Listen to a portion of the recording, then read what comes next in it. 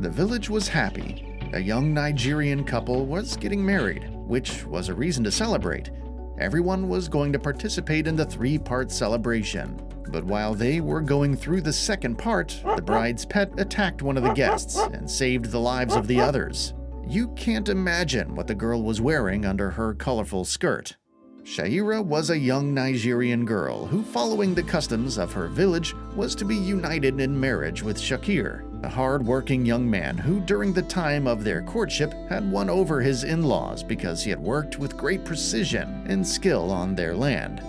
He had also given a good dowry to Shaira's family, so there was no inconvenience for the wedding. Shaira stood out for her beauty in that village, so some young girls were envious of her, but she never paid attention to those negative attitudes and always focused on making her life productive. The news of the marriage did not please some of those girls because they had not been asked for their hand in marriage yet. However, the young girl ignored them and dedicated herself to preparing everything for that particular day. The traditional marriage ceremony consists of three parts, depending on the ethnic group. Nigerian weddings differ from those celebrated in other parts of the world, such as America. They would perform the Euro ritual, the religious tradition, and the great banquet for their village. In the Urho ceremony, they worshipped the ancestors of the family, God, and the representations of what they considered above the physical and earthly because, according to tradition, the spirits of relatives who had departed from this world are present during this ritual because, for the Euros, a human being is not only flesh and blood, but also consists of a spiritual self.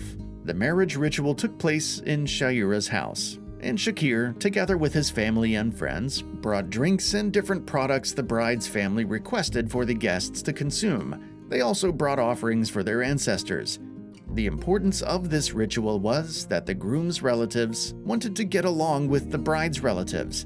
All the traditions, negotiations, offerings, and tribute to the spirits, as well as the feast of what Shakir's family brought, were carried out without any inconvenience until finally Shaira's father formalized the marriage. After all this, the bride finally appeared with a colorful dress and a bonnet on her head. Together with her groom, they fulfilled the established rituals and signed the Euro document of the union and marriage.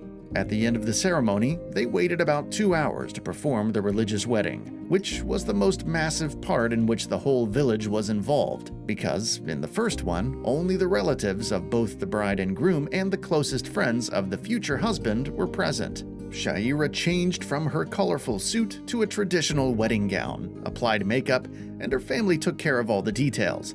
The ceremony occurred in the temple, which was impressively arranged according to the region's customs. Everything seemed ready, and Shaira asked to dress up her beloved little dog, Hugo, who had been by her side for 6 years. Shaira and Shakir were going to live in a separate house, and they had prepared a little place for Hugo. For the occasion, she had given him a beautiful suit to make, and one of the sisters was in charge of dressing him. Although the bride was used to sleeping with him, her future husband told her that she could not please him because he was allergic to dogs, and she understood this.